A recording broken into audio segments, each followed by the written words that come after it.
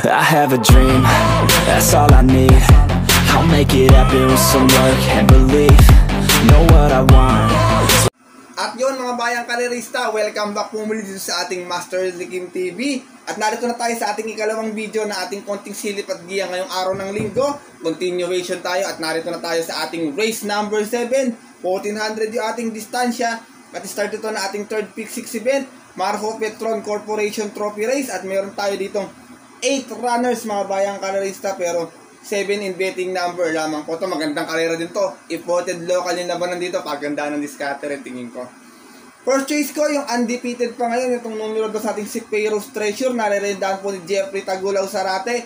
Uling takbo nito mga bayang kayo sa 10-1200 ha. Nanalo ito. Meron itong 110.6 kung saan umalis to ng 4-1 sa 6 na kalawak na naglaban-laban. Sa isang merge race po na rating base 28-39 at yung po ng October 18 kung saan tinalo niya po doon yung kabayong si Zaid My Savings. Same rider na rin tayo, second time around, JT Sayang Rerenda para sa ating numero 2 na si Payros Treasure. Second choice ko, maganda yung position, siya magdadala ng marcha rito at last time medyo maganda yung binigay na laban nito. Numero 1, Stolen Ola, narerendahan po ni John Alvin Guse. Huling takbo sa 1,800 meters ay meron itong 152.8 kung saan nasigunda po ito.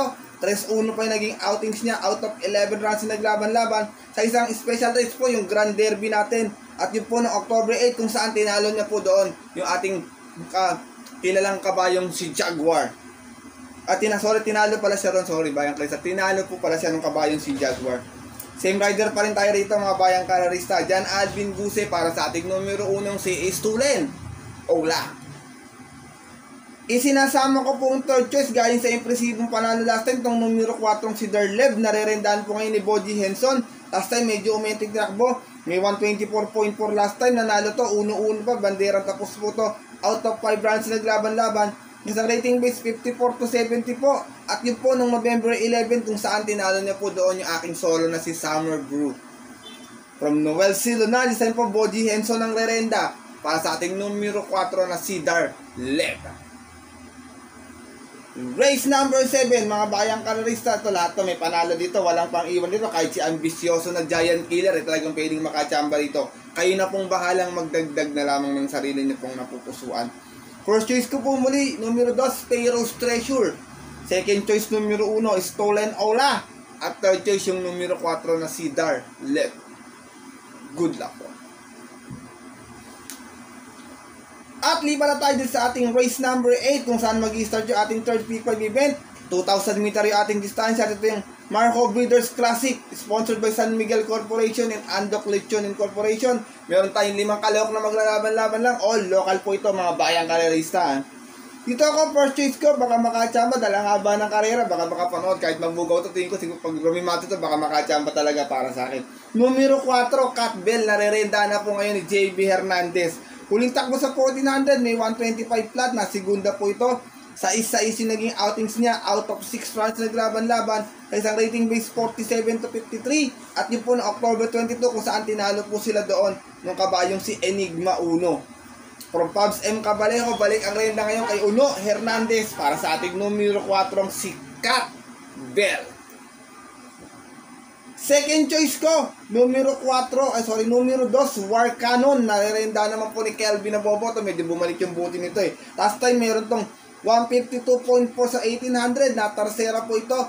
Gis sa issue naging outings niya, out of 10 runs na naglaban-laban. At yun po isa katatapos lamang na Presidential Silver Cup na October 29 kung saan ang nanalo nga po doon syempre yung defending champion na si Boss Emong. Same rider pa rin tayo rito, Kelvin na Bobo para sa ating numero 2 na triple crown contender noon na si War Cannon. Race number 8, 5 lang yung ating kalawak. Kaya lahat to may panalo dahil mahaba yung distansya mga bayang kayo sa tiko. Pwedeng makadiskarte ng maganda yung mga ating jockeys dito. First choice ko po muli, Dihado, numero 4, Cat Bell. Second choice yung horse to beat na numero 2 na si War Cannon. Good luck po. At lipat na tayo din sa ating race number 9 kung saan mag-start yung ating kaisa-isang pick 4 event. 1400 na po ating distansya sa itong Marho Nayax Tramo Trophy Race. At meron tayo ditong 11 runners na maglalaban-laban. Dito mga bayang karalista, first choice ko po dito, numero 8, Golden Charger, narerendahan po muli ni Christian ni C.A. Reyes. Itong kabayan to, laging nagbibitin, sana may pwesto ng maaga, tingin ko baka makaraos sa to dito eh. Huling takbo, segunda, may 127 flat na to, kung saan 7 out of 6 sa 7 sa 8 naging outings niya, out of 9 runs na naglaban-laban sa rating base 22 and 27. At yun po nung November 5 naman kung saan ang nanalo po doon yung kabayong si Uncle Vines. Same rider pa rin tayo dito, Charles Reyes para sa ating imported horse na numero 8 na si Golden Charger. Second choice ko, numero 1, Zilab. Narerenda naman ni ARB Legacy. Last time, segunda to kay Matikas, mga bayang kalarista eh. Meron tong 127.2. Sa isa yung naging outings niya, out of 9 runs na naglaban-laban. At yun, last week lamang to mga bayang kalarista. At ang nanalo nga puro sa karera na yon yung kabayong si Matikas. Same rider pa rin tayo dito, ARB Legacy para sa ating veteranong numero 1 na si Zilab. Sumasali sa Marho Classic to, medyo di sumali ngayon. Dati, lagi ko nakikita sa Marho Classic yan si Zilab.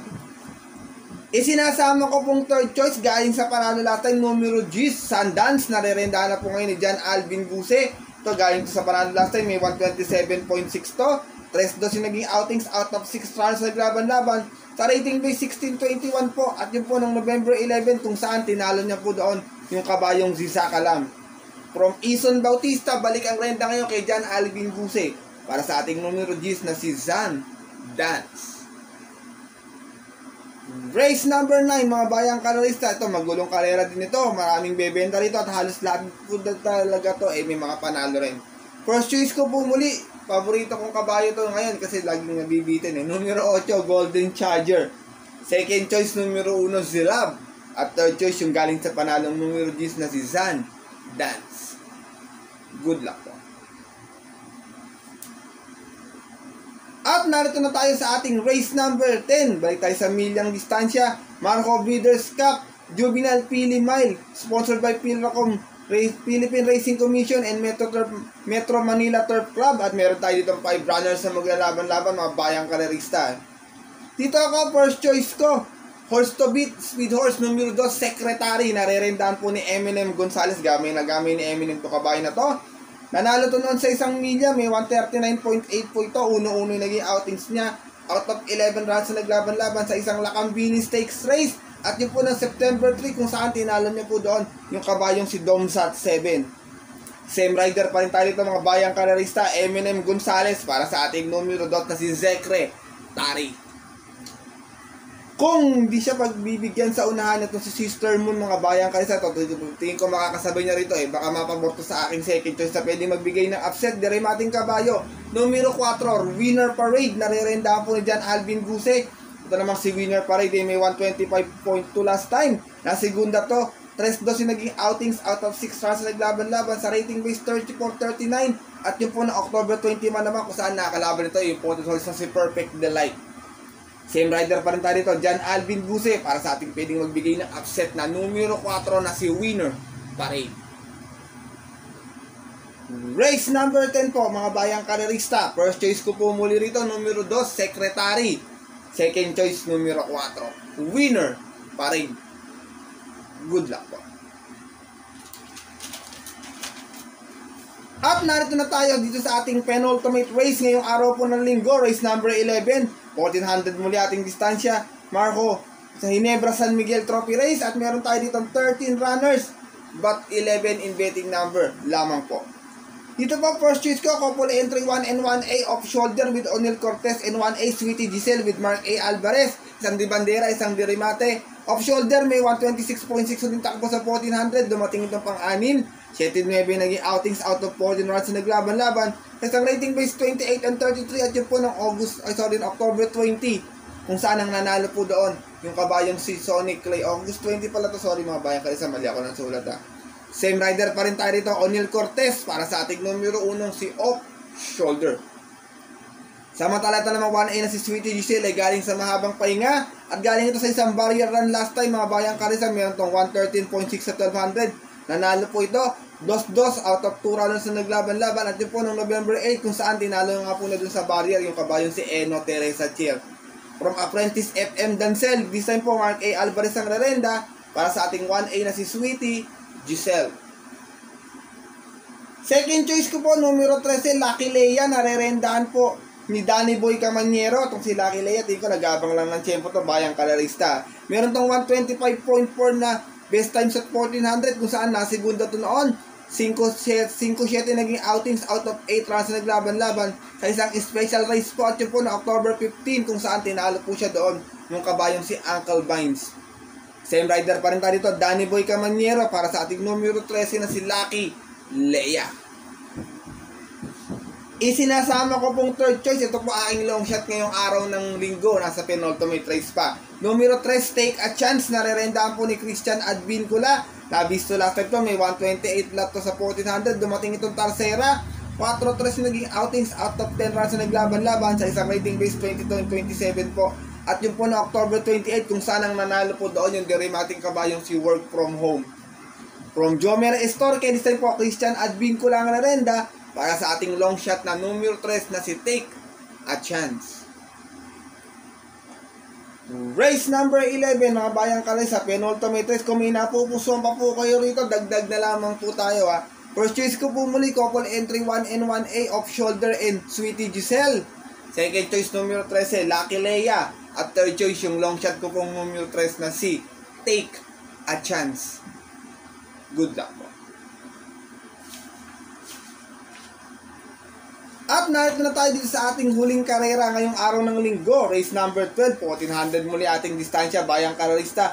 At isa itong Marco Diamond Hotel Philippine Trophy Race. Meron tayo ditong 12 runners na maglalaban-laban.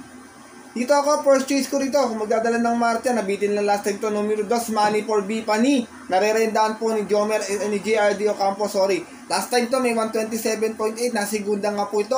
3-1 pa yung naging outings out of 14 runs na naglaban-laban.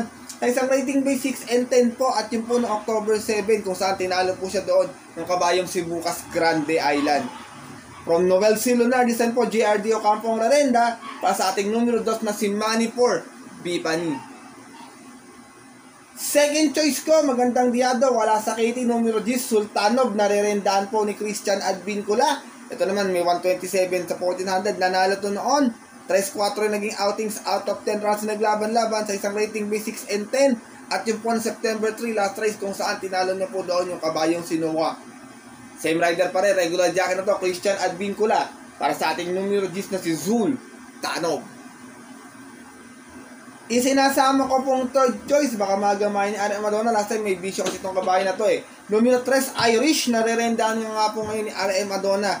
Last time nanalo to noon, may 127.4. 3-2 yung naging outings out of 9 runs na naglaban-laban sa isang special race po. At yun po, no October 15 kung saan tinalo niya po doon yung nayamadong si Kalanggaman Island. From Ken Malapira, this time po RM Adona ang rerenda para sa ating numero 3 na si Irish. Last time medyo nagloko tong kabayo, sumasandal mga bayang kalisa, sana wala na yung vision niya na yun. At tingin ko baka makachamba to dito tong ating numero 3 na si Irish. Last and final race po mga paratingan to natin mga pabuto exotic pets, bayang karerista. Kung may napupusuan pa po kayong konsunada, huwag niyo pong kalimutang isama. First choice ko po muli rito, numero 2, Money for Bipani. Second choice yung dihadong numero 10 na si Sultanov. At third choice yung numero 3 na si Irish. Good luck po.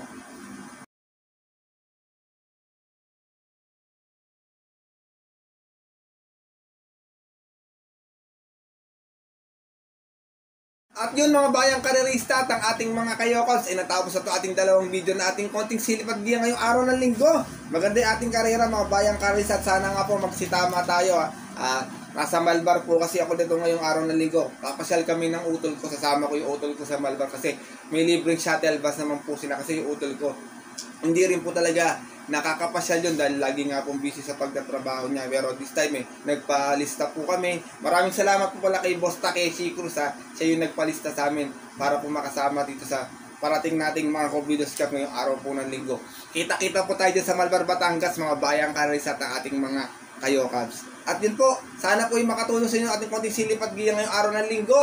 At dahil po yung sariling aral ko lamang po ito, bayang karerista, kuro-kuro at opinion po sa karera. Maaari nyo po itong sundin. Kung hindi nyo po kusunada, okay lang po. Huwag na lang po tayo mag-comment ng hindi maganda dito sa ating comment section kasi po, para di tayo pamaresan na iba. Kasi iba po kasi dyan, may masabi lang mga bayang karerista.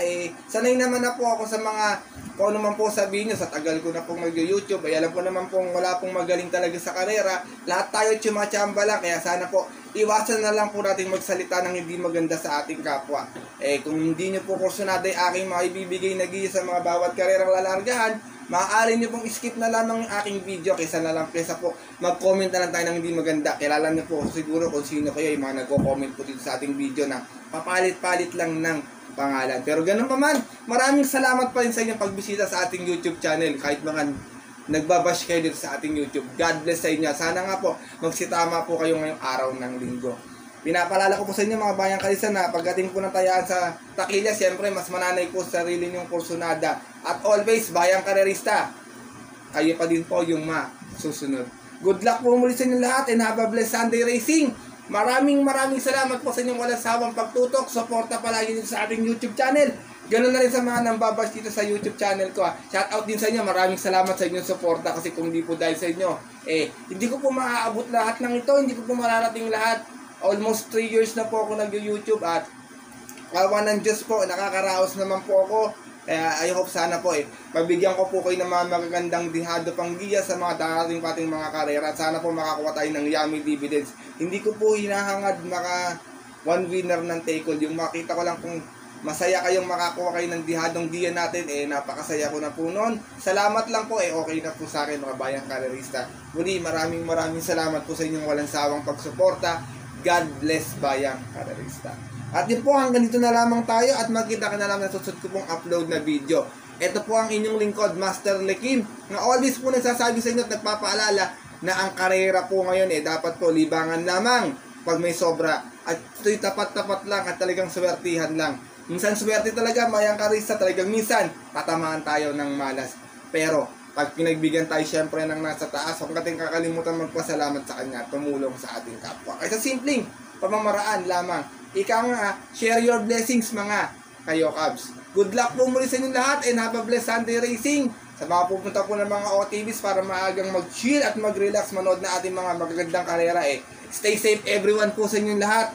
God bless, bayang karerista. Lalong-lalo na sa mga solid natin diyang mga kayo Cubs.